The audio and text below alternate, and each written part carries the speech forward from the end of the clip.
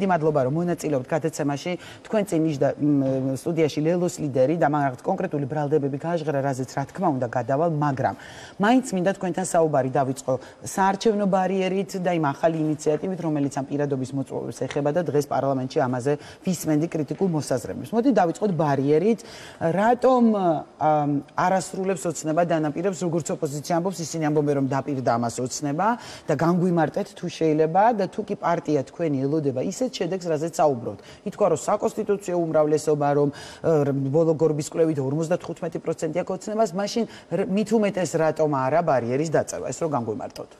ხუთიდან 2.5-ზეა საუბარი, საღამოს. თქვენ სტუდიაში მოვდიოდი გზაში ვიყავი და ბოლოს მხოლოდ ბოლო ნაწილს მოусმინე რაც ისაუბრა. კი, მე შეგახსენებ. აქ ბატონმა მუკამ რაც გავიგე თქვა რომ მარჩილ თალაკვაძე აქ უნდა იჯდესო ეხა ჩემს დებატებს ისურვებ და არ ვიცი რა კონტექსტში თქვა, მაგრამ ეს გავიგე და მინდა უბრალოდ შევახსენო მასაც და საზოგადოებასაც, რომ ის იჯდა ჩვენს მოპირდაპირ მხარეს პარლამენტში და გავიდა პარლამენტიდან. რატომ დატოვეთ მანდატი და რატომ დატოვეთ თავარი პოლიტიკური ბრძოლის ველი პარლამენტი, სადაც შეგეძლოთ დებატებში ჩართულიყავით და შეგეძლოთ თუ ჩვენთან რამე სასაუბრო გქონდათ, საკამათო გქონდათ, იქ გეკამათათ. ამიტომ არ მგონია რომ ეს კომენტარი გულწრფელი ყოფილიყოთ, ჩვენ არავისთან დებატის პრობლემა არ გვაქვს და არავისთან პირისპირ დაждდომის პრობლემა არ გვაქვს, ასე რომ ამ ფრაზას მინდოდა უბრალოდ გავყვები მამუკა ხაზარაძის ბრალდებებს, ორი ბრალდებაზე მინდა რომ გკითხოთ, რაზეც ძალიან მკვეთრად საუბრობდა და მე გავაგრძელოთ მაშინ ბარიერზე საუბარი. ლელოს ლიდერი საუბრობდა რომ ანაკლიის სპორტი ჩავარდა, ანაკლიის სპორტის ჩავარდნაზე რუსული კანონის მიღება ბევრი ისინი ჩამოთვალა, რითიც ამტკიცებდა რომ ხელისუფლებას არ სურდა სტატუსის მიღება, ხელისუფლება სულ არ არის გახარებული კანდიდატის სტატუსით, რომ ევროპელ ელჩებს და დასავლელ ელჩებს თავს ესხმის ქართული კონკრეტული ასე ვთქვათ ფაქტები ჩამოთვალა და ამაზე დაყრდნობით თქვა, იმიტომ რომ მე ვიკითხე ლელომ თქვენ მოგისამძიმრად სტატუსის მიღება ქართულ ოცნებას და აქედან დავსვე შეკითხვა. თუ შეიძლება რომ თქვენ გაგვცეთ პასუხი, აი ეს თემები რაც ჩამოვთვალე, არის თუ არა? კი, ღირს რომ დაუთმოთ ამას 1-2 წუთი. კი, იმიტომ რომ საკონსერვატიზმო ბრალდებები გააჟღერდა.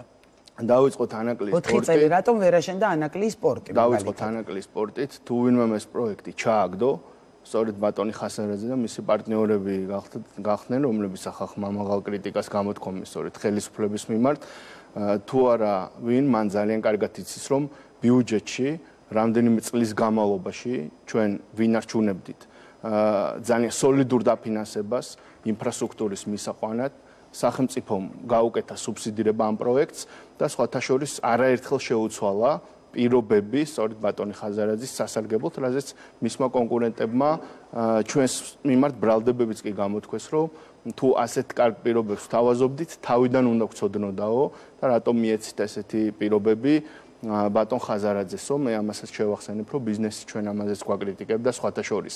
ნუ რაც ამ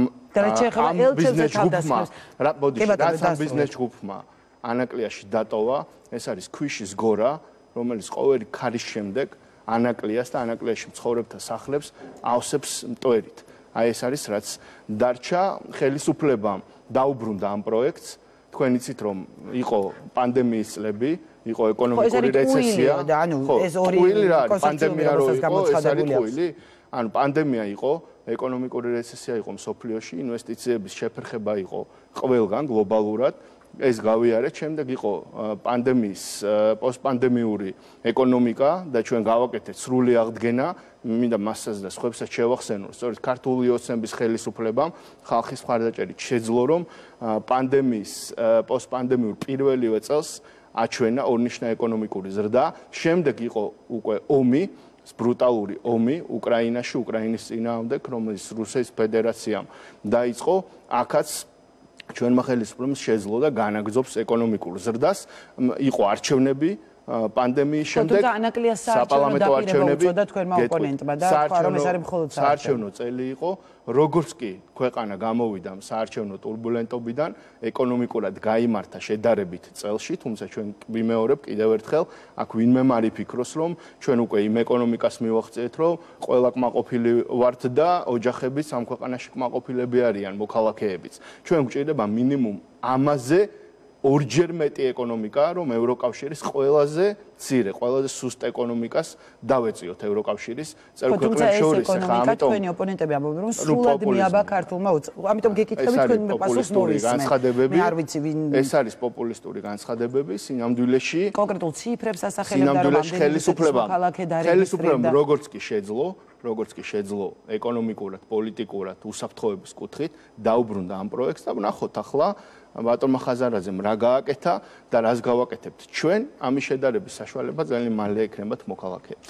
კარგი და კიდევ ერთი თემა, რაზეც სტატუსთან მიმართებაში იყო საუბარი, ესე რომ აი ვის სურს ომი, კონკრეტული ლიდერი დასახელდასო, იყო ელჩებზე თავდასხმა და ყველა ეს ნაბიჯი მიმართული იყო იმისკენ, რომ იგივე შარშან, როდესაც ევროპული პერსპექტივა მოგვენიჭა და სტატუსი ვერ მივიღეთ და დავაგვიანეთ, ანუ ტრიოში ჩამორჩა საქართველო, ამავე მიზეზით არ სურდა არც ამ სტატუსის მიღებაო და აი ამაზე რას უპასუხებთ? თქვა იგივე ელჩებზე თავდასხმაზე იგივე. მოდით თანმიმდევრულად უპასუხოთ. ელჩებზე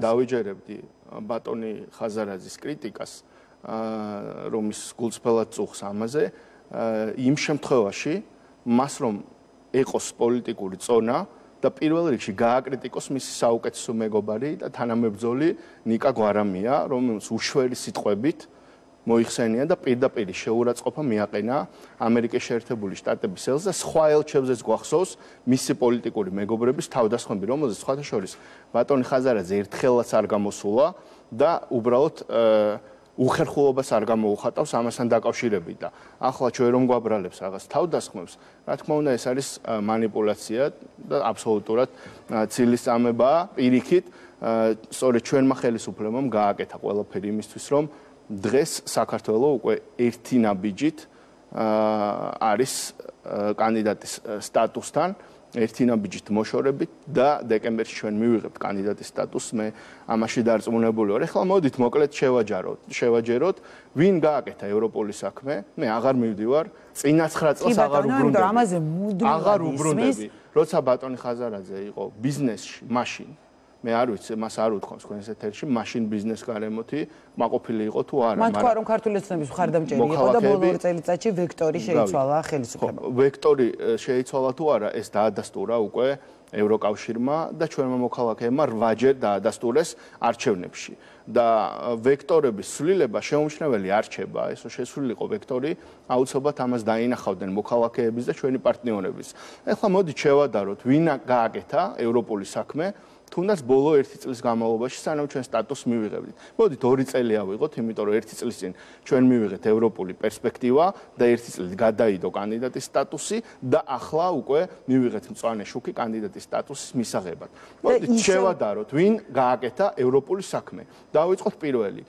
ეს ოპოზიცია აი რუსულ კანონს რო ეძახიან და ჩვენ რო გადანაშაულებენ, რომ თითქოს გამჭვირვალობა არ არის და ანგარიშვალდებულება არ ჭირდება საქართველოს, აი ამერიკული კანონის თანახმად რო გამოუქვეყნეს ამათ კონტრაქტები ამერიკაში გაფორმებული ნაციონალურ მოძრაობას კი არა, ზუსტად ამ პოლიტიკურ ბანაკს, რომლის ნაწილიც გახლავთ ლელოც, ზუსტად ამ პოლიტიკურ ბანაკს და მინდა გითხრათ, რომ ლელოს პრეტენზია აქვს მაგ ბანაკში ფორვარდი რო გახდეს, არათუ პასუხისმგებლობას შეიძლება აირიდოს იმ საქმეებზე. მათ ის არის რომ არც ნაციონალური მოძრაობა, არც ქართული ოცნება.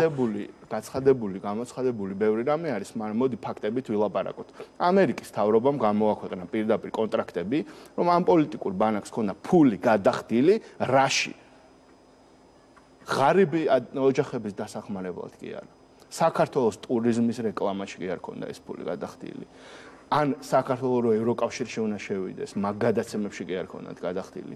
ფული ქონდათ გადახდილი კონკრეტულად იმაში, რომ საქართველოსთვის კანდიდატის სტატუსის მინიჭება დაებლოკათ, დაერწმუნებინათ საერთაშორისო საზოგადოება გაზეთებით, ტელევიზიებით და პოლიტიკური სპიკერებით, აზრის შემქმნელი ადამიანებით, რომ თითქოს ჩვენი ქვეყანა დაშორდა ევროპულ ორბიტას, თითქოს საქართველოს დემოკრატიამ განიცადა უკუსლა, ამ დროს არ დაგავიწყეთ, რომ ციმცხრა ოპოზიციურ პარტიაში დღემდე არის თვითონ მისი პარტია, რომელიც სწორედ ჩვენი დემოკრატიული რეფორმების შედეგად აღმოჩნდა პარლამენტში, თორე ისე 100 წელი ვერ შევიდოდნენ პარლამენტში და 9 ოპოზიციური პარტია არც ერთ დემოკრატიულ პარლამენტში წინა ხელისუფლების დროს არ ყოფილა, მაშინ როდესაც 2 წელი შეიძლება ქართული ოცნება მოსწონდა, ბატონ ხაზარაძემ არ მახსოვს ამის გადამოწმა შეგვიძლია, მაგრამ დანარჩენი 7 წელი ხო ის ხელისუფლება მისაღები იყო მისთვის და იმ ხელისუფლების ბიზნეს კლიმატში ოპერირებდა, ხო მე არ მინახავს ახლა მისი წვავე განცხადებები,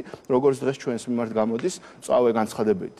ამიტომ ამას აკეთებდა. ამის გარდა დადიოდნენ ევროდერეფნებში და ჩვენს პარტნიორებს რასეუბნებოდნენ. ერთ-ერთი რომელმაც თვითონ ამბობდა, რომ ოპოზიციაში არიან ადამიანები, ვინც ამ ხელისუფლების პირობებში ამბობს, რომ არ სურთ, რომ კანდიდატის სტატუსი მიიღოს. ის თავად ამბობდა ოპოზიციონერ კოლეგებზე და დღეს თქვა, რომ როდის ამბობდა ამას, ეს არის მნიშვნელოვანი. ახლა მთელ გადაცემაზე არა, სხვა თემებზეც მინდა გადავიდე, რა თქმა უნდა. არა, უბრალოდ მასაც კონტრარგუმენტებს უყოლებთ ჩვენი კოლეგა იყო პარლამენტის წევრი იყო და არ მინდა რომ ზედმეტის უფლება მივცე ჩემს თავს. მხოლოდ საქმიანი კრიტიკა, მხოლოდ ფაქტები და არგუმენტები. ფაქტი რა არის, ანუ ისტორია უკვე რა არის? ისტორია არის შემდეგი, რომ ქართული ოცნების, ჩვენი პოლიტიკური გუნდის მმართველობის პირობებში ამ წლების განმავლობაში ხალხის მხარდაჭერით საქართველოს მიაღწია ევროკავშირთან ასოცირების ხელშეკრულების გაფორმებას, რომელსაც სხვათაშორის ბატონმა ირაკლი ღარიბაშვილმა მოაწერა ხელი პრემიერ-მინისტრის სტატუსით, მიიღო უვიზო მიმოსვლის რეჟიმი საქართველოს უვიზო მიმოსვლა ევროპასთან, თავისუფალი ვაჭრობის შესაძლებლობა ევროპასთან, ესეც ჩვენ გავაფორმეთ ეს ხელშეკრულება, მივიღეთ ევროპული პერსპექტივა, ეს იყო პირველი ოფიციალური მაღალი დონის აღიარება, რომ საქართველოს გახდება ევროკავშირის წევრი.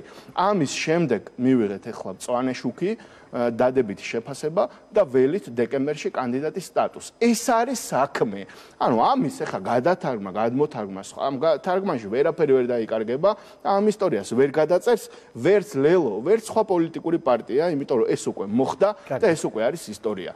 ეხლა მითხარით ამ ხალხმა რა გააკეთეს, რაც მათ ევალებოდათ.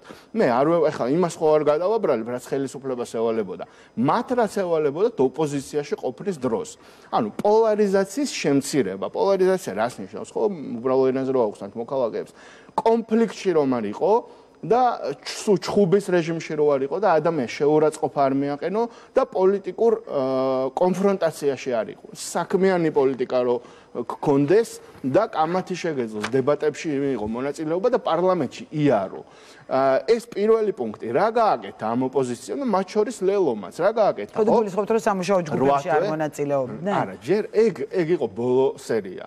თავიდან არჩევნების მერე მაშინ, როდესაც ქვეყანას ყველაზე მეტად სჭირდებოდა, რომ ყოლოდა და ქონოდა ქმედითი დემოკრატიული პარლამენტი. ეს ხალხი პარლამენტში ვერ შემოვიყვანეთ 8 თვის განმავლობაში. თქვენ თუ ევროპაში მაჩვენებთ ერთ პარლამენტს მაინც. ხო უნდათ მათ ევროპაში შესვლა, ხო ამბობენ, რომ ევროპაში გვინდა შესვლაო.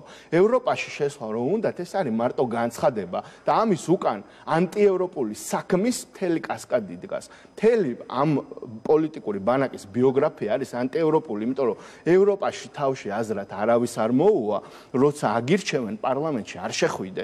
ამის მერე აგერ ამერიკამ გამოაქვეყნა კონტრაქტები, რომ ფულს იხდიდნენ საქართველოს გაშავებაში.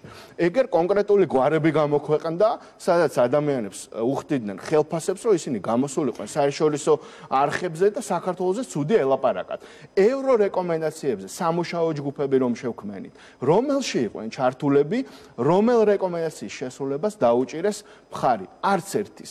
ამის გარდა ეხა რევოლუციებს და დესტაბილიზაციებს რო უჭერდნენ მხარს ფარულად თუ პირდაპირ განცხადებები რო აკეთეს და პოლიტიკური აღსარებები რო აქვთ გაკეთებული, რომ დესტაბილიზაციისთვის ჭირდებათ კანდიდატის სტატუსის დაბლოკვა, მაგაზე აღარ ვლაპარაკობ. ახლა მითხარით ევროპული რა გააკეთეს და რა წვლილი შეიტანა ამ ოპოზიციამ საქართველოს ევროპულ პროგრესში. რა წვლილი შეიტანეს იმაში, რომ ხვალ ჩვენი ქვეყანა მიიღებს კანდიდატის სტატუსს. მითხარით, პირიქით დადიოდნენ ევროპაში და ხალხს არწმუნებდნენ იქ, რომ თუ კანდიდატის სტატუსს მივიღებსო საქართველო, ჩვენო არჩევნებს წავაგებთ დიდი ანგარიშითო. ხო და აი არჩევნებზე მინდა კითხოთ, ბატონო, აი გადავიდეთ ხა ბარიერზე და ხო, ბარიერზე, იმიტომ რომ ისევ ესე რომ მრავალპარტიული იყოს პარლამენტი, როგორც ამჟამად არის, ან შეიძლება უფრო მეტი.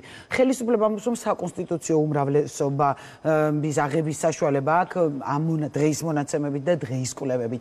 ამ ფონზე რატომ არ წევს დაბლა ბარიერს? რა არის ხელისუფლების არგუმენტი, როცა არსებობენ პატარა პარტიები და ისინი ღელავენ და ამბობენ, რომ შესაძლოა ზუსტად ნაციონალური მოძრაობა და ქართული ოცნება დარჩეს ისევ ერთმანეთის პირისპირ. გავიგე. ან ბევრს 5% ბარიერის გადალახვის პრობლემა. ჯერ მოდით, ამას აქვს მოკლე პასუხიც და აქვს დიდი პასუხიც. მოკლე პასუხი ის რომ გირჩევნიათ, მაგით დავიწყებ. ანუ ნახეთ, ტელევიზიებში გამოდიან, აქაც იგივე საუბრობდა ხო, როგორც ხვდები ბოლო ნაწილში, მაგერ ლელოს წარმომადგენელიც, რომ ჩვენო პრობლემა არა გვაქვს, 5%-ზე კი არ ვფიქრობთო. ამ ხელისუფლებას ჩვენო დავამარცხებთო. მომავალი წლის არჩევნებში შევცვლითო და ეს განცხადება აქვს ყველას დაზეპირებული, ანუ თუ დაუკვირდებით დღეს ერთი 5 ოპოზიციონური პარტიამ იგივე გაიმეორა, რომ ყველას სურვილი ხელისუფლების პრობლემაო ჩვენ არა გვაქვს, პირიქით ჩვენ აი ვფიქრობთ, როგორ დავამარცხოთო, ანუ ასე დავამარცხოთ თუ ისე დავამარცხოთო, მაგაზე ვფიქრობთო, თორე ბარიერის პრობლემაო ჩვენ არა გვაქვს. ამას ხო ამბობენ და გვერდით იგივე პარტიები დადიან შეხვედრებზე პარტნიორებთან და ღია და სარედებიან ლაპარაკს ბარიერის შემცირებაზე. ანუ პრაქტიკულად ცალი ხელით ამბობენ, რომ ბარიერი რა პრობლემა არის, რომ მეორე ხელით ითხოვენ ბარიერის შემცირებას. რატომ არ ეს ხელისუფლება? მოდით ამაზე მიპასუხეთ. ეს რაზე მიუთითებს? ეს მიუთითებს, რომ ოპოზიციაში არის სრული პანიკა, რეალურად რასაც ისინი ეუბნებოდნენ ევროპელებს, რომ კანდიდატის სტატუსს თუ მიიღებს ქვეყანაო, ჩვენო პოლიტიკურად გავკოტრდებითო, ჯერ წარმოიდგინეთ. ანუ თავისი პოლიტიკური წარმატება რაზე ქონდათ მიბმული, რომ საქართველოს ვერ მიიღებდა კანდიდატის სტატუსს. და რომ ხელისუფლება არის რუსული, ამაზე ძირითადი საქართველოში თუ ევროპა ერთი წამით, ეხლა რუსულია თუ არა, მაგას საგიხსნით 2 წუთში, ვინ არის რუსული, მაგასაც აი აქ ხალხის წინ სულ არგუმენტებით მოგიყვებით, მაგრამ წარმოიდგინეთ ამ ოპოზიციას თავისი წარმატება ქონდა დაგეგმილი და მიბმული იმაზე, რომ საქართველოს ვერ მიიღებდა კანდიდატის სტატუსს. ანუ საქართველოში ევროპა თუ დამარცხდებოდა, ესენი გაიმარჯვებდნენ. მოკლედ რომ ვთქვათ, ეს ლოგიკა ქონდათ. ახლა საქართველოში ხელისუფლებასთან და ხალხთან ერთად იმარჯვებს ევროპა, ეს ოპოზიცია დარჩა პოლიტიკურ ოფსაიდში, როგორც ბევრჯერ დარჩენილა და არიან უკვე პანიკაში, იმიტომ რომ ხვდებიან, რომ 5%-იან ბარიერს ვერ გადალახავენ და ზოგიერთი 5%-იანს კი არა 2%-იანსაც ვერ გადალახავს. მაგრამ ანუ მივიღებთ სურათს ისევ ნაციონალური მოძრაობა და ქართული ოცნება ბატონო არჩევ. ახლა ნახეთ, დემოკრატია მასე არ კეთდება, რომ ლელო ნაციონალური მოძრაობა, რომელიღაც სხვა პარტია გირჩი და დასხდნენ მაგიდასთან და გადაწყვიტონო ისეთ შემდეგ პარლამენტში ორი პარტია იყოს და 4 პარტიელმა უნდა გადაწყვიტოს. მაგრამ ეგ თქვენი გადასაწყვეტი არ არის. ეგ არის მოქალაქეების გადასაწყვეტი. საქართველოში ამერიკის შეერთებული შტატებივით 2 პოლიტიკური პარტია იქნება პარლამენტში, ბრიტანეთივით იქნება კოალიცია თუ რამდენიმე პარტია, თუ იქნება ისევ 8 ოპოზიციური პარტია, როგორც დღეს ხართ, მაგრამ დღეს რო 8 ოპოზიციური პარტია ხართ, რა გააკეთეთ? მითხარით, რა შეცვალეთ, რა წვლილი შეიტანეთ და საერთოდ რა გააკეთეთ იმისთვის, რომ საქართველოს რაიმე პროგრესისთვის მიეღწიათ. გნებავთ შვიდობის მიმართულებით და უსაფრთხოების, გნებავთ ეკონომიკის მიმართულებით, გნებავთ დემოკრატიის გასაძლიერებად, ან ევროინტეგრაციის მიმართულებით. მითხარით, თქვენი გაკეთებული პროგრესი, თქვენი შეტანილი წვლილი რა იყო გარდა იმისა, რომ ხელს უშლიდით ამ ყველა მიმართულებით საქართველოს. ქვეყანა ჩამოიშალაო, ხმამაღლა ხომ საუბრობდით, ქვეყანა ჩამოიშალაო, დაშორდა ევროპასო, ეკონომიკაო ჩავარდაო, კორუფციამ შეჭამა ქვეყანაო. ეს თქვენი განცხადებები არისო?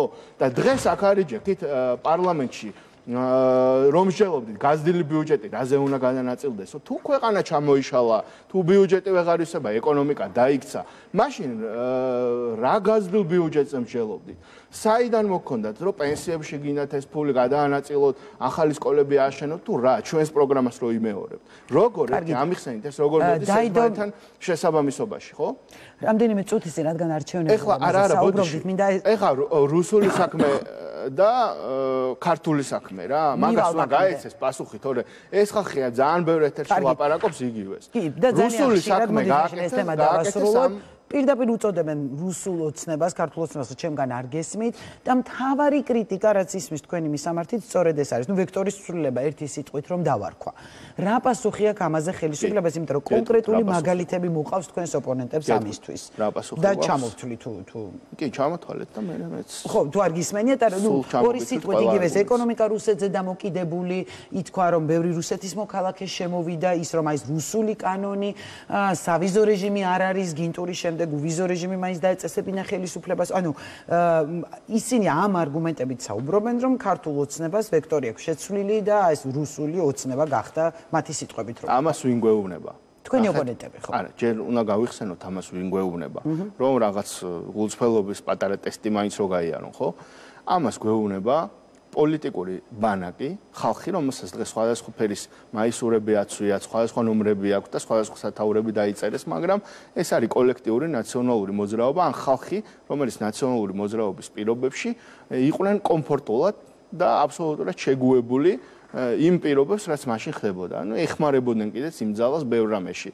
ზოგი მაშინ ბიზნესში იყო, ზოგი სამოქალაქო სექტორში, ზოგი პირდაპირ ნაციონალურ მოძრაობაში. ახლა მოდით მოკლედ თქვათ, ვინ გვეუბნება ამას, ანუ ვინ გვიყენებს პრეტენზიას და ვის რა რუსული საქმეა გაკეთებული, მოდი ჯერ გავიხსენოთ. ესე იგი, ადამიანის უფლებები ხო დაასამარეს ამ ქვეყანაში. დაასამარეს საქართველოს ათასობით საჩევარი მიდიოდა სტრასბურგში, იმიტომ რომ ხალხი სამართალს ვერ პოულობდა აქ ამ ქვეყანაში. და მეტიც სამართლის ძიებისთვის ადამიანებს იტაცებდნენ, საერთოდ აკრობდნენ, ბევრი ნაპოვნი არ ყავთ ოჯახებს, კლავდნენ, აწამებდნენ და აღარ მინდა ხა მთელი დრამატიზმით მოგიყვეთ, რომ მე თვითონ შემდეგ როცა ხელისუფლება შეიცვალა, მე თვითონ ჩემს მეგობრებთან ერთად, ექიმებთან ერთად ამ ადამიანებს კურნალობდით, პატრონობდით და ვიცავდით მათ უფლებებს. ეს ერთი. ანუ ადამიანის უფლებებს დაასამარებ, ხო? უკვე რა ევროპაზე გაქვს პრეტენზია, მაგრამ ეს ჯერ კიდევ არ იყო ყველაფერი. მედიაზე განახორციელეს პირდაპირ რეიდი. ანუ 4 ტელევიზია მაუწყებლობდა ქვეყანაში და 4-ვეს პროდიუსერი იყო ნაციონალური მოძრაობის პოლიტიკური ფიგურა, ნაციონალური მოძრაობის ერთ-ერთი ლიდერი, პროდიუსერი იყო, ანუ თვითონ კარნახობდა მედიას, ჟურნალისტსაც და ყველას რა უნდა ელაპარაკათ და ვისაც არ მოწონდა ეს კარნახი, ის ადამიანები დაარბიეს, დაიჭირეს, ან სამსახურებიდან გაუშვეს. ხო, თუმცა მედია დღესაც საუბრობს ხელისუფლების მხრიდან ფიზიკურ თავდასხმაზე, როდესაც ხუთივლისი იყო. არა, გულისხმობ თქვენი ხელისუფლების პირობებშიც მედიის ნაწილს აქვს ეს, რომ მედიის ნაწილს კი არა, მედიის დიდი ნაწილი არის ხელისუფლების მიმართ კრიტიკული, ეს უკვე წლებია და რა საუბრობენ, ეხლა მითხარით რომელ მედიას ეზღუდება, რომ კრიტიკული იყოს. რომ 5 ივლისი იყო და მათ ფიზიკურად გაუსწორდნენ და ასე შემდეგ, ბევრი უკასავთ ეთერები მე არ ვიცი თვითონ გეგმავს ყველა თავის ეთერს, მაგრამ მე მინდა უბრალოდ გითხრათ რა იყო ამ ვითომ თვითგამოცხადებული ევროპელების პოლიტიკა და ამათი ბიოგრაფია. ანუ ამათ უბრალოდ მორალური უფლებაც არ აქვთ, რომ ჩვენ წაგვიყვნენ, ну საერთოდ ამაზე რამე პრეტენზია, მაგრამ დავანებოთ თავი. არა, 7 ნოემბრის ავტორებს შეიძლება კი, მაგრამ მედიაზე საუბრობ. ერთი წამით ხალხი, რომელიც თავისუფალი მანიფესტაციის დროს იყო შეკრებილი რუსთაველზე, ჩაკეტეს, ანუ გასასვლელი არ გააფრთხილეს, რომ იწყება საპოლიციო ღონისძიება და ასე შემდეგ. ჩაკეტეს გასასვლელები და ისე დაარბიეს, რომ ვერც ერთი მათგანი ვერ გავიდა იმ მოედნიდან და მათ შორის ომბუდსმენი შეგახსენებდნენ თქვენი ოპონენტები, ბატონო არჩეულ ადამიანებმა თვალი დაკარგეს. ჩვენ რა შეგვახსენებენ, მაგაზე ჩვენ თვითონ გვაქვს პოზიცია. მაგაზე ჩვენ თვითონ ყვეთ პასუხისგებლობას და არანაირი პრობლემა არ არის მაგაზე საუბრის. ომბუდსმენსაც აქვს ეგ შეფასებული, სხვათა შორის როგორ და რანაირად ხა მაგი მე მოქალაქეებმა შეაფასონ თვითონ, მაგრამ ყველას ჰქონდა ამის შეფასების საშუალება. გარდა ამისა, მედია გითხარით, ადამიანის უფლებები გითხარით, პარლამენტი იყო ერთპარტიული, ანუ ნოტარიული, დიდი ნოტარიუსის ოფისი იყო პარლამენტი, სადაც რა ოპოზიციური ხმები ისმოდა, რა დებატები ტარდებოდა, ამ პრემიერ-მინისტრი თუ მოდიოდა, ამ პრეზიდენტი.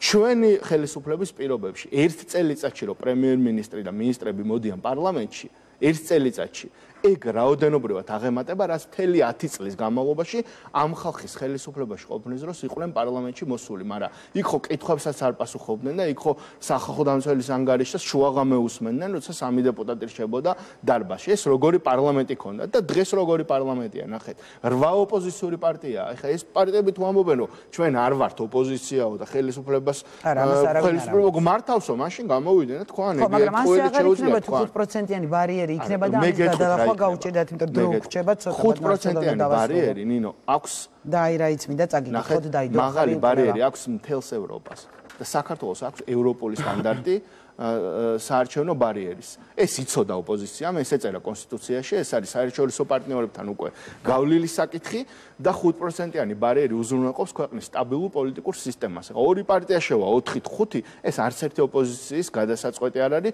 არც ხელისუფლების რომელიმე პოლიტიკოსის ჩვენი გადასაწყვეტი არ არის. ამას გადაწყვეტს ხალხი, რამდენი პარტია შეიყვანოს, იქ მთავარი რა არის მაგათი გადასაწყვეტი.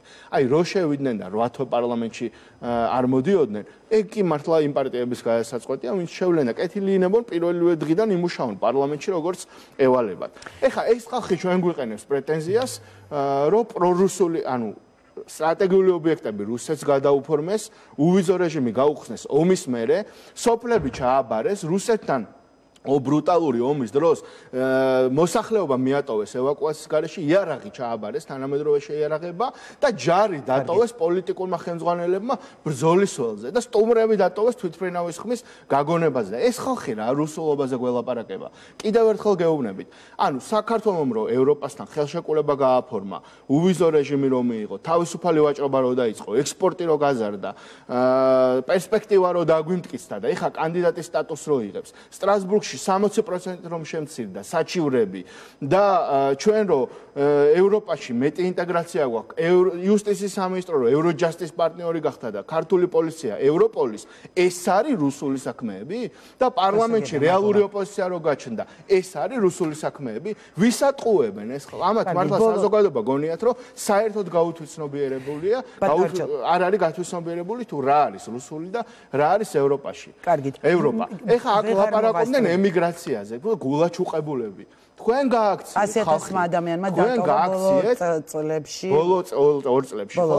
აი ესეც არის წმინდა წყლის პოპულიზმი. შებრძანდით სტატისტიკის სამსახურის გვერდზე წინა ხელისუფლების გაკეთებულ სტატისტიკაზე გეუბნებით. ეგეც ხელისუფლებაზე ვსაუბრობთ, ის გასაგებია. არა, მაცალეთ რას ვამბობ. წინა ხელისუფლების გაკეთებულ სტატისტიკაზე გეუბნებით. ეგეც ჩვენი დაწერილი ხო არ არის? მათ დაწერილზე გეუბნებით.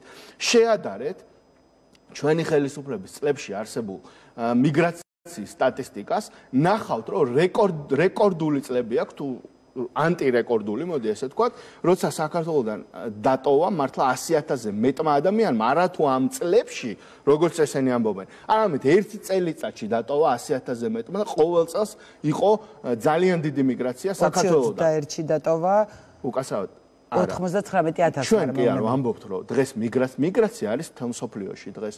ევროპული სახელმწიფოებიდან, დასავლეთ ევროპიდანაც კი მიდის ხალხი უფრო უკეთეს ეკონომიკაში საცხოვრებლად და ვიმეორებ. ჩვენ გავაორმაგეთ ეკონომიკა, გავასამაგეთ თითქმის, მაგრამ ეს არ არის საკმარისი იმისთვის, რომ ყველა ოჯახმა დღეს იგზნოს, რომ სიღარიბე სრულად დაძლია. არ არის საკმარისი იმისთვის, რომ ყველა კმაყოფილი იყოს. რა თქმა უნდა, მაგრამ ეს ხომ არის ფაქტები, ყველაფერი წერია, ეს სტატისტიკა და თან ეს ნინო ხდება, როცა ჩვენ გვაქვს უვიზო რეჟიმი ევროპასთან. უვიზო რეჟიმი რომ ქონოდა საქართველოს წინა ხელისუფლების პირობებში, მერწმუნეთ, რომ აქ ერთი მოქალაქეც არ დარჩებოდა შუქის ჩამქრობი ამ ქვეყანაში. მხოლოდ ნაციონალური მოძრაობა და მასთან დაახლოებული აი ეს ბიზნესწრეები, რომ პოლიტიკაში გადმოინაცვლეს თუ სამოქალაქო სექტორს თუ ტელევიზიებს არიან დღეს ამოფარებული. აი ეს ხალხი გველაპარაკება ჩვენ ახლა მიგრაციაზე, ხო? თვითონ გვასწავლიან რას ნიშნავს გაჭირვება და რას ნიშნავს სიღარიბე და რა პრობლემები აქვს მოქალაქეებს. საერთოდ ნამყოფი თუ არიან, ნახეთ სადამკვირვებლო ანგარიშები. პირდაპირ წერია, რომ წინა არჩევნების დროს არასაკმარისი შეხვედრები გამართეს მოქალაქეებთან. ანუ მოქალაქეებთანაც კი არ დადიოდნენ შეხვედრებზე და ვის ესაუბრებიან საერთოდ რა გაჭირვება აქვთ ნანახი და გაჭირვებაზე კიდე ვინ გველაპარაკება. კარგად შეხედეთ, გაიხსენეთ ამ დრო აღარ არის ბატონო, უნდა დავასრულო და ბოლოს მინდა აი რა ის კვლევა დაიდო და ბოლოს გაგაცნოთ თქვენი პირველი მოკლე შეფასება მოვისმინოთ და უნდა დავასრულო გადავწყვიტ ყველა დროს. ანუ საერთაშორისო რესპუბლიკური ინსტიტუტის კვლევის თანახმად საპარლამენტო არჩევნები რომ მომავალ შაბათს ტარდებოდა სულ რამდენიმე წუთის წინ გამოქვეყნდა და ამიტომ გიგითხავთ გამოკითხულთა 25% ქართულ ოცნებას უჭერს მხარს 13 ნაციონალურ მოძრაობას და რაც შეეხება სხვა პარტიებს საქართველოსთვის გახარია 4% სტრატეგია აღმაშენებელი 3 ხალხის ძალა 1 ლელო 2 გირჩი 3 და ასე შემდეგ ანუ 5%-ის ქვემოთ არის ყველა სხვა პარტია ანუ კვლევის მიხედვით ეს ბუნებრივი არ არის არჩევნების შედეგები ეს არის ბოლო მონაცემი მანამდე იყო სხვა კვლევებიც რომ შევაჯამოთ ხელისუფლება ფიქრობს რომ სრული უმრავლესობით გაიმარჯვებს არჩევნებში როგორც კეთდება განცხადებები და როგორი იქნება კონფიგურაცია იგივე ვკითხე ოპოზიციასაც თქვენი შეხედულებით პარლამენტში იქნება ეს ორპარტიული თუ მრავალპარტიული როგორი გქონდათ მოდით ვის უწერენ ამ პროცენტებს ვის უწერენ ამ პროცენტებს ანუ ხალხი რომელიც ითხოვს ბარიერის დაწევას 5%-იანი ბარიერის დაწევას ითხოვს რომ პარლამენტში რომ შევიდეთო